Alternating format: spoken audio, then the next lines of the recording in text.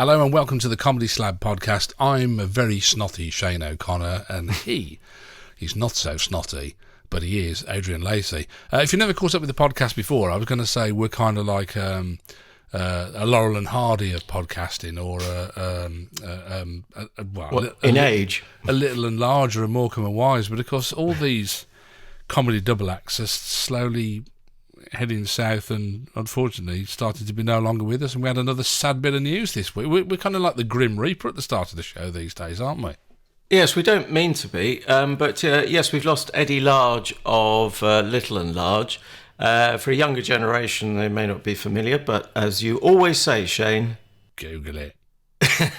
do you know, talking about generational thing, and I always put Little and Large in... No, I might be wrong here, correct me if I am. I always put Little and Large in the bracket of the... You know, we talked about the new wave of comedy and how they wanted to burn the house down kind of thing. Yeah. And I always get the impression that Little and Large were casualties of that to some extent. Do you think I'd be right in saying that or not? I'm not so sure, because if people follow us, as indeed they should, at Comedy Slab on Twitter, I've just linked to... an obit today as we speak, and I didn't just link to the Guardian obit to wind you up because you don't like liberal, leftward-leaning, sandal-wearing, ballerina, tutu-leaning, southern, woolly so-and-sos like me. It's not so much that. It's just you could quote a paper that's got more than 6 readers, it'd probably be a help. But yeah, go on. But I thought it was actually quite a good obit, and it wasn't snotty and it wasn't snobby. Unlike you, it wasn't snotty, but not in that sense. But actually, what I was going to say on that point was they saw, and I'd worked with Little and Large. You're giving me a chance to yet again hashtag name drop.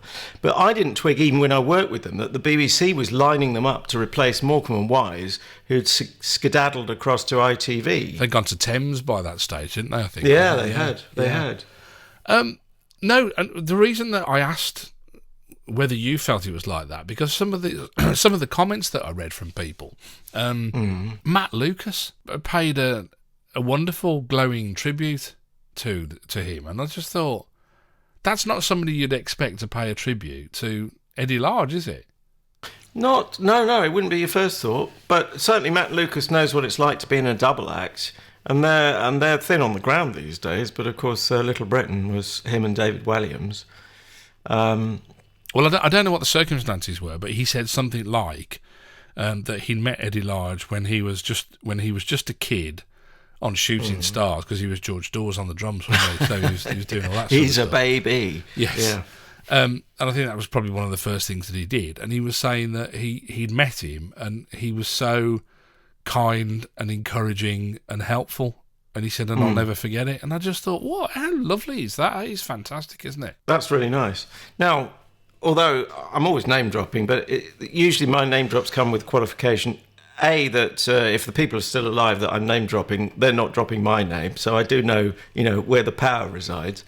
But actually, with them, the first time I met them, it was very early on in my career as a sound guy, and it was in the music studio, or the television music studio. This is how long ago it was, for people aware of BBC buildings, which I admit is, it's a rarefied specialist subject area. But this was at Lime Grove, which closed in the late 80s, I think. That's where the television music studio was in those days. The person I really connected with at the session, because she was so gorgeous to me, was Dana. Remember her from Eurovision? Bless her heart. Yeah, she was. Who could forget? Lovely. Who later went into politics, didn't she, in Ireland? Oh, sorry, the native Ireland. Yes, I beg your pardon. Yeah, but then subsequently, I did actually work on the Little and Large show. Again, it's just the nature of the television beast that you can work with someone on a show and you're not actually directly working with them. You're part of the machinery that makes it happen. I have to say, I mean, not to my personal taste, but certainly I don't remember, there were no egos and stroppy, hissy fits or anything like that. So that kind of backs up what Matt Lucas was saying. And actually, I think, coming back to the Guardian obit, if you go on Twitter @ComedySlab, that you'll see It's actually quite a generous review, and it talks about the dynamic of it. You probably heard the story. Eddie Large actually heckled Sid Little, although he may not have been using the name Sid Little at that stage. I think at a working men's club before they were together. Before they got together, yes. It must be the pretty much the only case of one half of an act heckling, or a future actor heckling the other half. It's strange you should say that, because I remember. No, it's really weird because I can remember it being said, but I can't remember who said it. I remember criticism being cast on them that their act was nothing more than Eddie Large bullying Sid Little. And I remember that being, I said, is this the state of comedy nowadays? Because this is what people do, isn't it? I guess is they, if you're trying to write a newspaper column, you go, well, okay, let's have a look at a modern day comedian. Well, is this the state of comedy these days? But they said that it was nothing more. But there was a lot of that, wasn't there? That kind of adversarial double acts, which Morecambe and Wise, interestingly enough, never were they?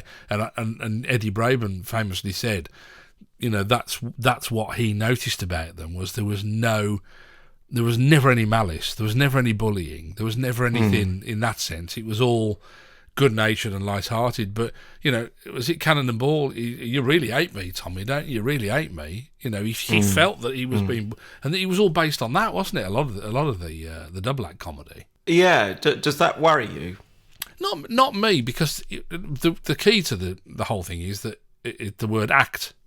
Yes, it's a giveaway, isn't it? It's a bit like saying, I'm a bit worried. I think Charlton Heston's just been killed by a load of Romans. I think we should go around his house and check he's okay.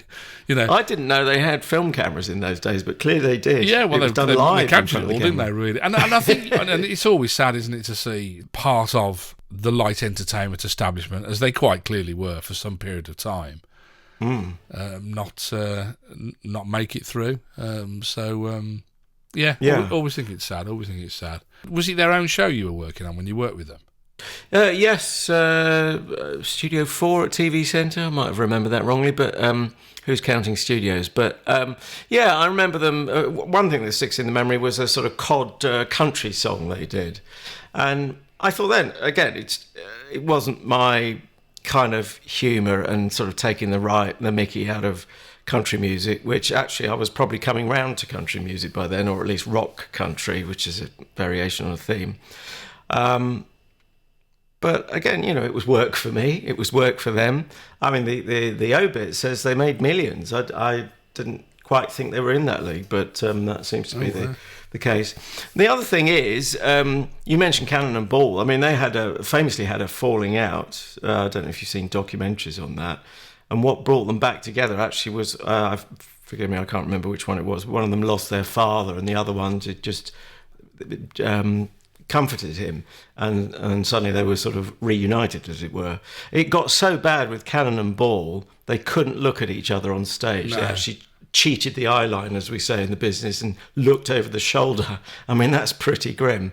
And Little Large went through a sort of, as it were, a divorce, because Eric Morecambe's wife was, she'd resigned herself to the fact that Morecambe and Wise was the bigger marriage of the two, rather than her marriage to Eric Morecambe. So that's how strong they can be. But the nice thing is, especially in view of what's happened to poor Eddie Large, is they did actually reconcile towards the end of towards the end of his life, as it turned out. I mean, quite literally, life's too short, isn't it? There's no. It is. No question. I always you mentioned rock country, and I always wonder why they never rebranded that as crunchy, because I think well, that get confused with a 70s brand of chocolate. That's Curly Whirly. That's why they didn't do it. Anyway, let me tell you what we're here for. We're only here for the beer. I was wondering myself. And if you don't know what that's from, Google it. That's a good one to Google. We are looking at a comedy this week. If you've not caught up with us before, we choose a comedy every week. We're a kind of podcast marriage made in heaven. Or hell. Made the in other place, I think. Or Hebden Bridge, given last week's show. Oh, yeah. But yeah, so we'll take it alternate turns to choose a comedy, and we'll play some clips. We'll play 3 clips from the comedy. We'll have watched it twice invariably, One's as a punter, if you like, sitting there watching it, and one's to sit and make notes and have a few ideas on what we're going to talk about during the podcast. We'll give it some numbers at the end. We'll give it 5 marks each to give it a final score out of 10. It was my turn to choose last week, and I went all retro, didn't I? I went all analogue. Yeah, not half, mate. But I did. There was a reason to it. I didn't just pull it out of the air, did I? I mean, I did say I was captivated, but yeah. Well, we're all captivated in lockdown Britain at the moment and across the world. It is. Yeah, it's amazing what you can get captivated by when you've got time on your hands. But I decided to choose an episode of Some Mothers Do Ave Em. The 1970s comedy, wasn't it? I think it was originally when it started off, although it did 3 series and some Christmas specials, and unfortunately I mistakenly chose a Christmas special.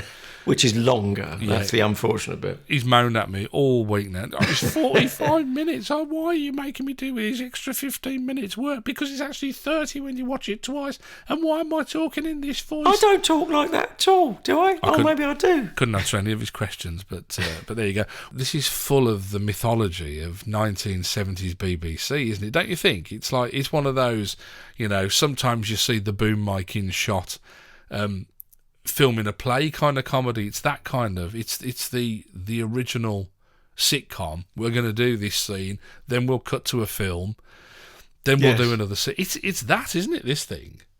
It's that, but I would say beyond the BBC, and we'll hear it does get a bit self-referential at various points. I think because the BBC in those days, it might be hard for people to imagine, again, younger people who've not known that sort of BBC. It was so insular that you weren't allowed to even imagine that other TV providers existed. You couldn't even refer to them. They talked about the other side for ITV. Yeah. I mean, but they hardly did. I mean, you had BBC One, BBC Two, and ITV. And at that stage, probably 3 channels. At the time this went out, in 1975, that would have been it, wouldn't it? It would have been, yeah. Channel 4 hadn't come along. I mean, now, as you say, we're youngsters, and they're going, they're on Channel 107, having gone through 106 other channels and going, oh, there's nothing on. You're thinking, mate, you want to try it when there's only 3 channels, and ITV were on strike 3 days a week. Oh, gosh, yes, that was a big thing. 79, I think, was a big strike. I remember being in a cab. I was just remembering the other day. I am so rarely in a black cab in London. Don't really have the spondoolies for it. But it must have been one of those rare occasions with loads of suitcases going from Paddington Station to Euston Station to get back home. And I remember during the ITV strike, we passed... What would it be on the Euston Road that was ITV related? Whatever it was, we passed one of the outposts, and the cabbie, good old classic London cabbie, shouts out, "What about my Coronation Street?" Because they weren't making it during the strike. I love it. And then some odd strikes as well, didn't they? If you watch sequentially the comedy on the buses. As you should. Which you should. I mean, it's particularly in lockdown, I think it's enough to keep you on the right side of the tracks. But they start filming in colour, and then all of a sudden, I think in the new series, they'll do 2 in colour, and then it all goes back to black and white. And that was because they were on a work to rule, and they wouldn't use the new colour technology cameras. All right. And they made 2 episodes in black and white, and then went back to colour again after the dispute was resolved. So that was what you were up against in those days. Anyway, 25th of December this was broadcast, 1975. Did you see how many people watched it? No, I didn't, but I feel sure you're going to tell me. Well, let's count them now. There was me and you. I'm not sure I saw it as it went out. 20? No, I was going to guess. Go on. 20 people. No. 20 people, it was, all in a back room. Well, you've given it away. I mean, 20 million for anything, but it's obviously, it might be over 20 million. Well, the big one for Morecambe and Wise's Christmas special was 27 million, which also might have just been eclipsed, little known fact, by Mike Yarwood's Christmas show. I'm going to go for 22, 23. 25. Maybe. And that's nearly half the nation at that stage. It's amazing, isn't it? Incredible. This is incredible. And this is all without video recorders or... PVRs or any of this business, really. Or PS3s. Anyway, so now this is the point where we play a clip Aren't you meant to do something first, though? I Count to 10. what do I do? What I say? You tell me what you thought. What you I think I've made of it. Yeah. Yeah, I'm borderline between. If I put it in numbers terms, I'm borderline Cold numbers. Between a 2 and a 3. Oh. I'm somewhere between a 2 and a 3 for you. I don't think you think it's a crown jewel, but I think you think it's presentable and passable and maybe polishes up well. Well, I can tell you now, on the maths front, between a 2 and a 3 is a 2.5. So are you sitting on the fence, or are you going to get... No, I don't mean literally between a 2 and a 3. I know what is between 2 and 3, don't I? I mean, there's no... Well, apparently you didn't just then. No, I'm saying between... Don't get all narky, mate. Between a 2, a 2.5, and a 3. So it's actually a spectrum of 3 rather than a spectrum of 2. But that's flanneling, isn't it? I think you've got to come down one side or t'other. Which is it to be? I'll go right in the middle. I'll go 2.5. Okay. That's what I did last week and got it wrong for you. But yeah. Hey. Anyway, should we have a clip? Let's do so, yes. Set it up, please, for me and the listening audience. Interesting one, because the episode is called Learning to Drive. And yet, because it's a Christmas special, the first scenes are of somebody playing Santa quite clearly. We and I'm doing a lot of stuff that we learn as we go along, but the show opens on the department store where Frank works. He's now working, and the Santa from that store, quite clearly, he's not a happy man. If I have to work with that man for one more second, I will not be responsible for my actions. I will not be responsible. I'll have it, Mrs. Perkins. I'll stick my boot right up his... Stop. 25 years I've worked for your grotto. 5 years as a fairy. 6 years as a pixie.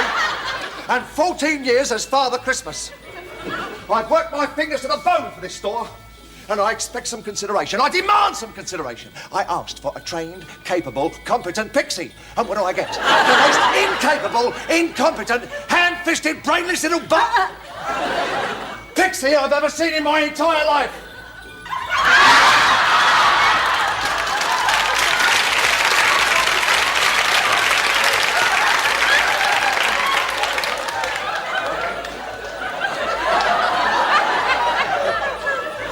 Keep away from my sack! I wouldn't dream of touching your sack. I had no intentions of touching your sack. Better not. You just take one step. Gentlemen, please. Surely you can work together without all this acrimony. Mrs. Perkins, there are some pixies you just can't work with. There are some pixies no one can work with. I didn't have to be a pixie, you know. This isn't my normal occupation. I know, quite. I've got a lot of other strings to my bow. Strings that people wouldn't even know about. Mr. Spencer, you are the chief pixie. Mrs. Perkins, I am the only pixie. Lots of pixie activity there. All from the one chief pixie who is also the only pixie, Michael Crawford, playing I was going to say indomitable, that's probably not the right word. Neurotic. Inimitable. Inimitable, yeah. If only I could pronounce it. Yeah, Frank Spencer or F.W. Spencer. I surprised myself a bit. It's one of those growers second time round. And I don't just mean I watched it twice, as you've already referred to, because that's what we do, or listen twice to whatever we put on the slab of comedy. But it's also, of course, in a very literal sense, second time round for me as an adult, watching something I watched as a kid and really loved as a kid.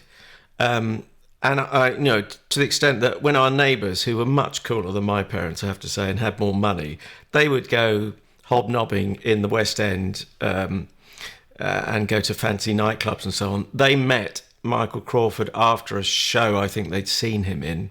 Oh, wow. Although I saw him in Billy Liar in the West End, so it might have been that. But they hung around because they were nightbirds, and they hung around till he appeared. And they got him to do an Ooh Betty, which I, as an adult, would never do now. But can you imagine, as a 10-year-old, you're thinking, that's just the best thing. I cannot imagine being in the presence of Michael Crawford doing for me an Ooh Betty. Yeah. I mean, it was all I could cope with for you doing one last week as a trailer. I mean, that speaks volumes to the man as well, doesn't it, really? Because you can imagine how many times... I mean, Frank Spencer, I got the impression, I watched some interviews this week, and Michael Crawford, and I got the impression that Frank Spencer has become a bit of an albatross for him. Well, I think it was very early on in his career, wasn't it? Yeah. I mean, he cut loose at a time when other people might have just... I got the impression he could have gone on with it, but he chose... I think that's what took him into musical theatre, which he became very passionate about and very good at, didn't he? He did shows like Barnum and, as you said, not musical, but did Billy. And Phantom of the Opera as well. Phantom of the Opera, of course, yeah. And I think he kind of had to redesign his career from the ground up because Frank Spencer was so huge. I mean, it was massive, wasn't it? Really. I mean, this was the staple of every single impressionionist. You know, you mentioned Mike Yarwood. I mean, they were all doing it, weren't they? You know. And Freddie Starr. Lenny Henry, I think. Yeah. Lenny Henry. I mean, Freddie Starr, I always remember he used to do Frank Spencer, and then he'd take his hat off and throw it across the room and go, "That was Chuck Berry." Still works for me. Still works. Quite good one, isn't it? Really, that. But yeah, lovely. So massive, wasn't it? Really. But go on, surprise me. Well, I surprised myself by liking it more in the second viewing this last week. Well, I just got to give huge respect to Michael Crawford. You might not like the show, and I don't think it's aged particularly well, but you cannot blame Michael Crawford for that. That's a social context. I just think the dedication he gave it, and he's in every frame. And if he's playing a pixie, okay, it's a ridiculous character, but by golly, he takes it seriously as an actor. Yeah. To the physicality of the comedy, and hats off, almost literally, to the designer for creating. If people get to see this, as opposed to just hearing our 3 audio clips, there's a springy thing on his head, his costume. And he's making the most of that. The designer got it right, with the wardrobe mistress or whoever it was, or sir.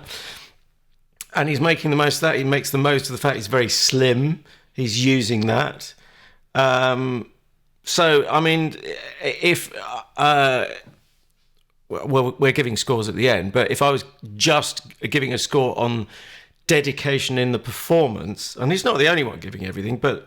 that would have to be a 4.5 for his performance. You know what I think is quite interesting as well is that as I went through this both times and the feeling grew stronger, once I thought it was like a sound that you can't unhear, you know, it's red car syndrome, whatever you want to call it. But I started, as he said a line, I would start to imagine that written down on the page. Right. And in most cases, there is quite a good bit of comedy, you know, like that line there in the first clip, you know, saying your head pixie. Well, I'm the only pixie. You know, it's quite a good, solid comedic line for the time. But if you imagine those lines delivered outside of the character of Frank Spencer, I think they probably only have at most 40% of the impact. Yeah. And I think... This is one of those where the writing and the characterisation are just cheek and jowl, aren't they? They are completely symbiotic. And handily for us, there is a connection, I don't know whether you spotted it, between Little and Large and this through the writer. Yeah. Raymond Allen did write some, possibly not that much as a percentage of Little and Large's output, but he and Eddie Braben, which ties us in with Morecambe and Wise, which again points to how the BBC were trying to pitch the Little and Large as a sort of Morecambe and Wise replacement. So yes, Raymond Allen, who my dad always wondered that's nothing to do with Ray Allen, was it, the ventriloquist? I'm assuming Ray Allen and Lord Charles. No, I don't. Not as no. And if you read his Wikipedia page. I mean, he's still going. He's still knocking about. In actual fact, he's currently working on a stage version. In fact, before all of this coronavirus thing kicked off, they were out touring in the provinces, darling. I got told off for calling them the regions the other week. How come you're allowed to call them the provinces? Because it's like, I don't know. It's like being a Brummie. No, hang on, that's not right. No, it's like being somebody from Wolverhampton and saying us yam yams. You know, because it's all right if they call it them. Oh, okay. Could it be time for the second clip yet? I was making a point. I can't. Oh yeah. So sorry. He is working on a stage version, touring stage version. Raymond Allen is writing or has written a stage version of some others. Starring Joe Pasquale. Oh, I saw his name somewhere. Googling it, I didn't get the connection. Right. And Susie Blake as his wife, as Betty. So where should I know Susie Blake from? Victoria Wood. She did a lot of work with Victoria Wood. She was the... of course, yeah. Oh, she's the continuity announcer. Yeah. We'd like to apologise. Oh, this takes us back to regionalism. We'd like to apologise to our viewers in the north. It must be terrible for you. She had a bunny, didn't she? My favourite line of hers. Did a hop. The bunny hop. For the kids. And she said, so-and-so's 13 today, she said, and can she have 13 bunny hops? No, she can't. I'm a continuity announcer, not Fatima Whitbread. which is quite a nice line. Can I just, before we go to the next clip, the guy who played Santa as well, what an interesting choice for the guy. He's an actor called George Sewell. I recognised him, but I couldn't have naturally put a name to him. Well, you would. I mean, he'd been in everything. He's been in The Bill, Minder, The Sweeney, Special Branch was his own series. A bit like my cousin Ron. Where he plays a hardened cop, you know. That's his normal fare, really. Well, he was quite a hard Santa. He was, wasn't he, really? He was quite a tough guy. Did you get a sense of jeopardy in it all as well? I mean, you know that it's going to run its course and it's going to be okay and nothing's going to go badly wrong, but there was a sense of jeopardy I felt throughout the scenes. Well, that can be, yes. I mean, I think it can be a strength or a weakness. I mean, but there's no point just saying, oh, you know it is going to go pear-shaped, because that is Frank Spencer's brand, as we'd now call it. Yeah. But the Fast Show was the same, wasn't it? It's not about whether you can see something coming, although you might not know exactly how it's going to unfold. The Fast Show, I mean, that famously, you're heading to that character's catchphrase. So in that sense, it was quite old school. But it's whether you enjoy the journey, which I always did with the Fast Show. Right. As a kid, I enjoyed the journey with Frank Spencer. It's that didn't travel so well for me as a more mature gentleman. It's interesting, isn't it? Because Angelina, my wife, said she used to love watching Some Others Do Ave Em, but didn't really particularly enjoy it because she always felt desperately sorry for Frank. And by the Which same, is why she married you. Well, it's all starting to become clear now, isn't it? But and by the same token, she Norman Wisdom films she always used to. It wasn't an enjoyable experience in that sense because she always felt, it's terrible what they're doing to Norman. If somebody was getting on at him or whatever, she felt that. But she still would watch them, so there must be some draw. Is it sort of almost literally here, car crash TV? Maybe, yeah. I mean, yeah. I mean, it was just emotionally. That's how it got her. It didn't make her laugh. It made her feel sad. It put my teeth on edge a bit as a kid, I think. But you enjoyed the journey, and you were hoping for ever more spectacular stunts, which he always provided, and famously did his own, which you wouldn't get insurance cover for that these days for the star of the show. Somebody said you always knew there was a stunt coming up in Some Mothers because all of a sudden he'd be wearing gloves. Right. And he was as a driver, yeah. He always wore gloves whenever he did a stunt. He always wore gloves. That was just his thing that he did. But yeah. Interesting. Sorry. Anyway, clip number 2. Well, it was inevitable, wasn't it, that he was going to get the tin tack from the department store as a pixie. That wasn't going to work out.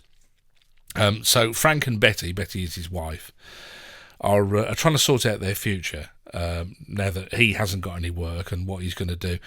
Amazingly, considering all that she's been through being married to Frank, Betty doesn't think that the situation is that bad. Mr. Rogers hasn't worked for 6 months. Mr. Rogers is 86 years old. Oh, no, but he likes to keep active, though, doesn't he? And he's got all his faculties. I've got all my faculties. Young ones, all raring to go. And nowhere to facultate. Well, cheer up, Frank. I mean, we might win something. Oh. No, I've entered a magazine contest and the first prize was an ocean cruise. Oh, that's nice. Yes, but somebody's already won that. Mind you, I could get the lawnmower. Oh, I need money, Betty. I've got to win some money. Have you seen this telephone bill? It's astronomical. You've been calling your father again, haven't you? No. Well, your mother has, hasn't she? Yeah, I can see it in your eye. Look, do you want her to pay for the call, is that it? No. It's just that we got to economise. The whole country's facing a big slump. And we're slumping quicker than anybody else. See, social comment there. Yeah. And this would have been a time of... Well, we'd just emerged from the 3-day week and coal miners' strikes of that decade, although there was more to look forward to for them and us. I did find myself... let's get to the point of credibility. And it might sound like a churlish thing in relation to a fictional comedy, but it's funny, isn't it? Comedy, whatever show it is, it's got to create a world that works on its own terms. Even if it's fantastical and you have miracles happening, those miracles could still only work... We don't have them here, but, some shows, something can be a bit fantastical, if there is such a word, but it still has to operate on its own sort of internal universal rules. Yeah. I found myself asking, as an adult, why would Betty be with this guy? What's in it for her? Did you question that, and can you answer it even if you didn't? No, I mean, I do get the impression that there is, if you were going to boil it down into real characterisations, you would say that Betty has very low self-esteem. Yeah. And there is no question. I did actually think this myself while I was watching it, interestingly enough, but there's no question that Frank worships the ground that she walks on. I mean, she couldn't, in terms of, loving her, honesty, fidelity, all the things that you would want from a decent partner. He would provide those, and she's eternally optimistic. I think that like the things like a roof over your head and a door that fits the hole, roughly, that he's gonna deliver those as well. She is his optimism, isn't she? Really, I mean, even when you think there'll be times when he's quite optimistic. But yes. There'll be times when he thinks, it's her that's geeing him up, isn't it, really? Yeah, she's carrying the can, as in so many marriages. Sorry, I didn't mean to look at you on Skype as I said that. It was a fair point, though, taken on board. Good point, well made. Yeah. Certainly, yeah, I'd thought that on the low esteem thing, because she does admit to being very anxious a bit later on. We'll hear another plot point in a mo. It's what I find interesting about her as a character. And I tell you what I did hark back to, and for if you're a younger listener, this is one that you might want to Google and research. It might be something that you actually enjoy if we don't go and get around to it immediately. Do you remember the radio series, The Glums? I know of it. I think I've caught one or two on Radio 4 Extras before my time. It goes back to the 50s, isn't it? Originally, yeah, and then they remade it, didn't they? I think with June Whitfield playing the daughter. It was Jimmy Edwards, wasn't it? I think was the dad. Was it? Right. And Ronald was the son. Mm-hmm. He was a bit, shall we say, he was a bit slow on the uptake kind of thing. And his girlfriend was called Eth. And she used to talk like, "Oh, Ron." She had that kind of falsetto voice as well, and I did wonder. I thought, I wonder if there was any kind of like, whether it's a homage to that series or whether that was an inspiration for it. I don't know. I've not read anything to say that it was, but she does sound like Ethel, the girlfriend in the Glums. Yeah, no, I hadn't spotted that. She has. This would be reason to stay with her and to worship the ground she walked on. Say this as a follically challenged man. Michelle Detrice playing Betty has the most beautiful hair, red hair or strawberry blonde. She's quite an attractive lady, isn't she? I never, because as a kid I used to watch it and I couldn't really get past the voice. Yes, or the situation. Yeah, and when you're a kid, you don't see adults in that way, and then to see her as an adult and you think, oh, Michelle Detrice, I saw her in something else, and I thought she's really quite a. She's got very pleasant features, she's very kind of attractive sort of thing. But yeah, I mean, nowadays you would say punching above his weight. I mean, very definitely, isn't he, really, in that sense, in all senses of the word, really, in terms of what he does. My dad was always going on about the fact that her dad was Roy Detrice, but he was quite a big actor in his time, wasn't he? I'm pretty certain he played a baddie in The Sweeney. Your favourite show, isn't Back in the day, you slag. Yeah, it is actually. I must admit, I spend as much time watching the cars from the 1970s as I do watching the acting and the action in the Sweeney. But yeah, Who can blame you? Shall we skedaddle on to clip 3 of 3? yeah. Before we do, sorry, I keep doing this to you, and you go, yeah. But before we do, you mentioned something about how in it all is, and it kind of segues nicely into the next clip about this whole and the plot was it felt like it was all a bit cobbled together, the plot. I don't know if you had that sense as well, but they were talking about the BBC are going to come round and look at his handiwork and film it and making it, and it all felt a little bit in and a bit claustrophobic, I felt. Yes, that felt to me as clumsy as his DIY anyway, and that I think broke the rules that I was just talking about, of the internal logic or the internal laws of the comedy. Well, it just pushed it a bit too far and isn't really necessary. I'm sure there would have been another way to have had a lot of those gags with a more credible plot. It sounds very churlish of me having to go at Mr. Allen's writing when he's done us the courtesy of living for so long and, as you say, working on this stage show. I'm not sure that it was much to do with him, knowing the way that the BBC works from what I've seen. You think it was imposed from above? I would suggest that whoever was heading David Jacobs' department, or the David Jacobs department, yeah, or his agent or somebody connected with him, was either trying to get him into a Christmas special to raise his currency, or somebody from the Some Mothers Do Ave Em department said, we've got to have a name because 25 million people are going to watch, 20 million odd people are going to watch this. Well, that's fine, but there would have been other ways of doing it with a more credible plot still. That was the point I was just going to make exactly, is that it's not, you don't then write it and go, all right, we've got David Jacobs, what does he do? Oh, okay, he's from the BBC, so this is what he'll do. Yeah, I think the term these days would be clunky, wouldn't it? Yeah. Anyway, have a listen. Here it is. The BBC come and set up to film Frank's handiwork around the house, which, as Adrian said, as we know, is diabolical at probably the best. David Jacobs is the interviewer, and he explains how it's all going to work.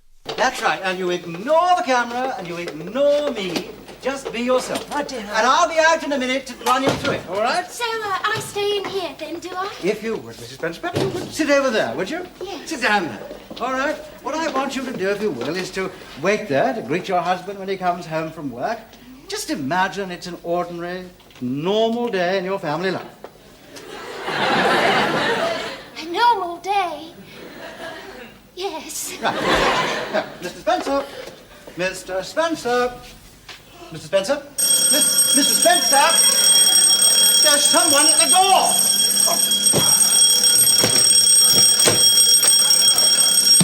Hello, Betty, I'm home. Mr. Spencer. It's me, Betty. Here I am. How nice to see Walked you. all the way down the pathway, Oh, and then I got over and Mr. Spencer. Was... You told me to ignore you. Not when I am speaking to you. And we're not ready yet. And when I told you to go outside the door, I didn't actually mean outside the house. Well, you didn't say that. I was just trying to get into the part. And I thought it would give the viewers a chance to hear my bell. Even the acting with the bell, I thought was just lovely physical comedy where Michael Crawford as Frank Spencer just thumps it. And it's a running gag as well. Yeah. So that's arguably part of the writing as well. But it was just done with such finesse, even though it's a clumsy finesse, if that is a contradiction in terms. But he's doing the clumsy correctly and as smoothly as the character can manage. Yeah. Do you think you can say? Do you think it's only like that because it's an antique, though? I mean, you couldn't make something like this now with these gags now and expect it to not get slaughtered, could you? No, and I don't think. I mean, the measure of success of the show, or one measure, would be just to listen to the audience, and I think that is genuine. I mean, okay, it might have been tidied up a bit with retakes and so on, but essentially, it's going down like a house on fire, if that's not an unfortunate term, in a week where my neighbour's flat caught fire. But we'll park that thought for a moment. I did my Frank Spencer thing with my own domestic fire extinguisher, namely couldn't remember how to use it. Did you go, at the end of it? Because that's the end. That's the only way it brings comedy value, isn't it, really? Is if you... Well, I was looking for the camera to do it straight down the lens. Yeah. That has to be, I mean, I did confuse the two last week. That has to be Ricky Gervais's, or one of his inspirations for the, when the whistle blows. I'm trying not to say when the wind blows. The sitcom within a sitcom of extras. Yeah. Yeah, now you say it. I mean, it was that... and I do wonder, like I say, whether it's a kind of a disrespectful nod or whether it's a respectful nod. I can't make my mind up really of that. Well, yeah, Ricky can be a bit like that, can't he? I do love about Frank Spencer, and I've seen him do this in other episodes, is the way, in order to try and take control, he learns what people are saying around him and then parrots that back in order for it to sound like he's actually in control. And he did it in this episode, and he said, "Okay, cut Desmond." Because they were all talking to Desmond, the cameraman, and it was just, I just thought it's so clever that he kind of he takes on board the language and then repeats it back as if he's the one, much to the frustration of the person who's really in control. Yeah. As if all you need to know is the right sequence of words and you're in control, really. Yes. Well, you might start to see that with your young son, mightn't you? Well, kids can pick up on certain phrases that make them look bigger than they are. I mean, my catchphrase as a 5-year-old, and you might think this set the pattern for a lifetime, was to look very seriously at my parents and say, "What is the challenge of your mind?" But I kind of undermined my own question by then replying, because I looked around me for the answer and I said, "Coleman's mustard." Maybe. So I must have nicked the phrase from some pretentious show. So it made me sound bigger than I was temporarily until I undermined it by answering it with a nonsense Coleman's mustard. Well, it's quite intuitive you should say that, because, again, reading an interview or watching an interview with Michael Crawford, and he said a lot of the time he would get Frank's reactions from how a child would react. Right. I think right at the start of the show, and he's talking about the other kids when he's in the department store and he's playing a pixie, and he uses very childish language, and he said, "Oh, I couldn't help it." He said one of the kids wanted to do a Tommy Tinkle. And he brings that sort of level down to a child's level. Yeah. In terms of his reaction and the way that he talks to people, which ultimately kind of disarms them a lot of the time, because they think, well, he won't do this damage because he talks very much like a child. But yeah, it is quite interesting. So what was the phrase? I'm going to have to get Frank to learn it. What is the challenge of your mind? What is the challenge Pause, of your mind? Coleman's mustard. Yeah. Well, he might come up with a better answer than I did. Okay. But, that was obviously on the table at the time. Now, quick callback very briefly to a previous audio clip where there's the reference to the phone bill. As it ran through the gate as we were listening to it, I couldn't work out, did the mum live with them? Why would the phone bill be big if she didn't? She was supposedly ringing her husband, Betty's dad. Did you get that? Yeah, I don't ever remember them living with them. I remember the mom. I don't ever remember her dad, but I always remember the mom saying, "Oh, Betty, why do you stay with him? You could do so much better than this." Now I've got a story attached. Sorry, this is another Lacey name drop. #name drop. I'll be very swift. Friend of mine, turns out her mother played Frank Spencer's mother, and that jogs me, because I don't remember ever seeing the mother, but she gets dropped from later series. Sadly, she's no longer alive, the actress playing her, but the daughter, my friend Roz, who now lives on the Isle of Wight, and if you're going to be in isolation, there are worse places to be, I'm quite sure. She gets a little check from the BBC every now and again, probably every year or every 6 months, when they trot out, not this show, because she's not in it, obviously, but if it's earlier episodes. And that goes on in perpetuity. Rather nice. How interesting. Raymond Allen was from the Isle of Wight. I don't know what that proves. Anyway, the name drop, another name drop, but I haven't been able to stand this up, sadly. I had a date once, and I think it was an analogue date. Do you remember the classified adverts when had Lonely Hearts and all of that? Yeah. So pre-anti-social media, and I met this woman. We only met once. It was a perfectly pleasant evening, but there's one fact that sticks with me. I wish I could prove, thanks to Madam Google.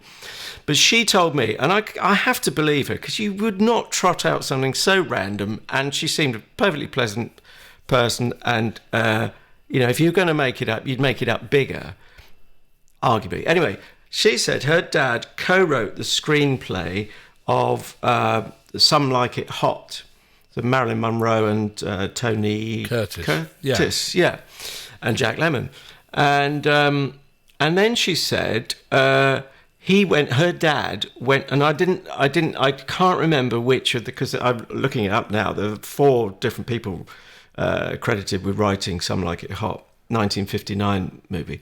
But he went on, she said, to go to the BBC as a sort of, not quite head of comedy, but these days might be close to a commissioner type. He was given scripts to read to see if he thought they were worthy of developing. And one of them was Some Mothers Do Ave Em. He obviously liked ththings with some in the title. Oh, yeah.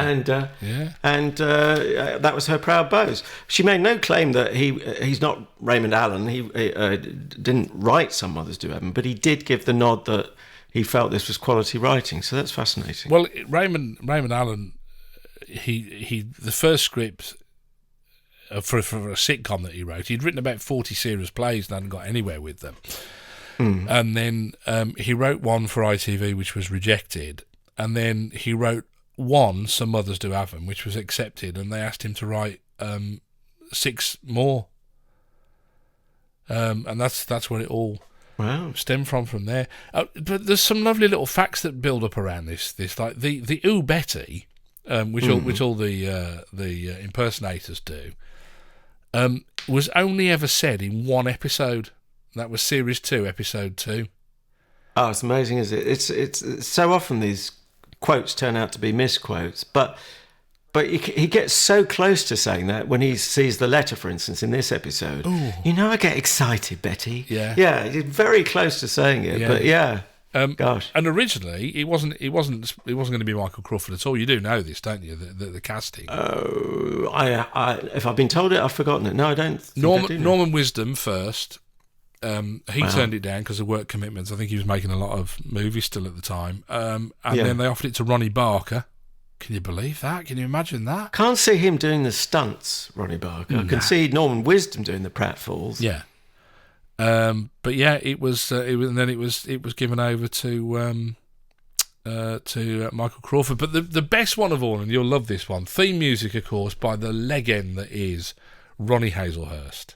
And I was going to say, and I've scribbled this down and completely ignored my notes till you mentioned it. Thanks for the prompt.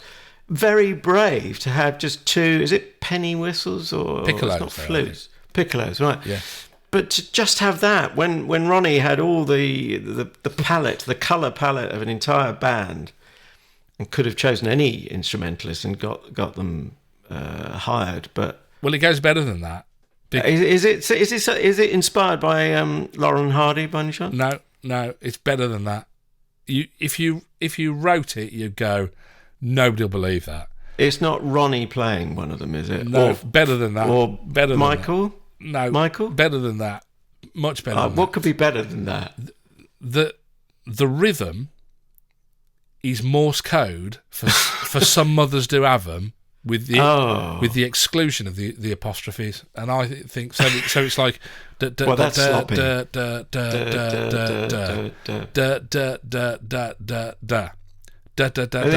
initials. I mean, the letters. It spells out Some Mothers Do Ave Em in Morse code. I mean, that is just. I mean, that's genius. But it's going the extra mile, isn't it? When you don't have to, and most people, myself included, don't get it. Unbelievable. If you never did anything else again, you could retire on that, couldn't you, Ronnie? That's just awesome. We salute you. Yeah. Anyway, right, it's that time. It sure is. Whose turn? Is it your turn to go first or mine? I don't know. I can never remember. Oh, well, I'll volunteer then. I am going to give it one of my sort of blending scores where I first time through, I really could barely stretch to a 2 or a 2.5, the latter being what you thought I'd say. Yeah. I'm going to have to go for a 3 to acknowledge the quality of what everyone's doing with the resources they've got at the time. That, I think, is fantastic. By the way, my heart was in my mouth, and both times viewing it, talking of stunts and Mr. Crawford doing them with gloves, he goes over a level crossing. He took such a risk. That is not faked. The train is yards from crashing into the car. Yeah. And he does an S-bend around the gates, which are down, of course, because this wretched, the train cannot stop in that space. That is a genuine moment of jeopardy. That would have been ex-Michael Crawford. And he puts a Hillman imp in the sea. I don't know how far it is from your neck of the woods, actually. It was filmed in Kent, that series, the sequence at the end. Could be Folkestone, perhaps. I don't know. I didn't recognise it. Sheerness, apparently. Ah, okay. Why are you asking? Oh, well, that's a few miles from me, but... Is it? No, I was going to say, is it far from you? Is that not... Oh, it's a fair bit. Could we get there before the end of the podcast? Not with my rate of running. Okay. Anyway, so what did you say? 3.5? 3? No, I went for 3. 3. Now you're making me feel mean. But it would have been 3.5 if it were more sort of weighted to Frank's performance. I'm seeing it as an entity, and I'm afraid it does lose points or a point for the credibility factor or lack of for the DIY setup. David Jacobs. I get you. 3.5 for me. I'm almost tempted to give it a 4 because I do think it is one of the overlooked crown jewels of our comedy heritage, and shame on the BBC for not having it on the website. Do what you've got to do to have previous episodes, particularly at the moment when people are looking for entertainment and want to go and have a look at something. It's a family sit down with everyone from granny down to the grandkids, and nobody will be offended. Fantastic bit of comedy. No bad language, no effing and jeffing. Apart from the P word from one of the kids, and it wasn't the word pixie. I know it was one of the kids as well. You can't believe it, can you? I know. I bet they were some local ruffians. Yeah. Anyway, so should be. I will have to look on the iPlayer, and the markers are there for it, but nothing. It's all this episode is not available. But 6.5 out of 10 then for Michael Crawford's Some Mothers Do Ave Em. The only sad thing is I put a link in so you can have a look, but you might want to shop around because the only way you're going to get it now, if you don't have it in your personal collection, is to buy it on DVD. Right, it's my turn to set you homework, is it not? And we've done a bit of TV recently. I think it's high time for the audio medium, the delightful medium of the wireless radio. And this, I know you're not always the BBC's best fan, but I kind of think, well, where would we be in audio terms, in comedy terms, without BBC Radio? Okay, there's more options now thanks to YouTube and so on. YouTube comes with pictures very often, most of the time. But I think there's a great comedy heritage there, and of course it often feeds onto onto TV. Sorry, I'm going to go for. You'll be aware of the stand-up comic Mark Watson. Yes, yeah. That sounds like quite a positive reaction. He won't be to everyone's taste, and quite British or even English, one might say, in the sort of undersell built into his character. It sounds quite hesitant, quite tripping over his words, a little bit nervous, a little apologetic. I've never met the guy. I've no idea how much that is an actor or how much he's sort of bearing his soul to us. But he's just had a series just finished, but still available thanks to, as we speak, thanks to BBC Sounds and the BBC website, bbc.co.uk within the UK, or bbc.com. Hopefully, there might be an option outside the UK, but Shane will link you to that if it's available. He's just had a series just concluded called Mark Watson Talks a Bit About Life. So it's a reflective thing. You could say it's even a comedic midlife crisis. And it was in 4 parts, and he went with the seasons. So guess what? Episode 4 is winter. I'm choosing the last of the series because hopefully that will last a bit longer in terms of availability online. Hasn't got a date as I'm looking at it, so maybe it's open-ended at the moment. But I didn't want to take the risk with episodes 1 to 3. And also, having heard this, I thought this is a good one to put on the slab. So BBC Radio 4... or BBC Sounds. Mark Watson talks a bit about life. Episode 4. It's actually series 3. I didn't actually tweak that rather. So episode 4 of series 3, and it's subtitled Winter. Okay, that's what we're going to be looking at next week. So if you want to go and have a listen to that before you listen to the podcast, you're more than welcome to do so. If you want to listen to any of our back catalogue, don't forget they're available on all the usual places where you can find the podcasts, as well as YouTube as well. We've got the whole set up there on YouTube, Spreaker, Stitcher, iHeart Radio, Spotify and Apple Podcasts, to name but a few. And I've already referenced Twitter, anti-social media. We're at Comedy Slab on Twitter, and also same handle, at Comedy Slab on Facebook. If you could like our page, follow us on Twitter, that'd be phantasmagorical. Also, if you could recommend us in person, I always think that's very powerful. Get the word out. We are available across the English-speaking world, and even the people who can't make any sense of what we say, which sometimes includes ourselves. And also, a generous star rating on iTunes / Apple Podcasts would go down a treat as well. Thank you very much in advance. Now, normally I'll say, I'm off to do whatever, but in order to put the thought into his head, just to see whether he'll do it or not, Adrian is off to find a Hillman imp and see if he can drive it off the docks at Sheerness. Yes. And sheer class, if I can manage it, and survive to tell the tale. I would like you to be in the passenger seat and to crawl out of the sunroof, as the, spoiler alert, the driving instructor does. And I'm also hoping to be appointed as the chief pixie.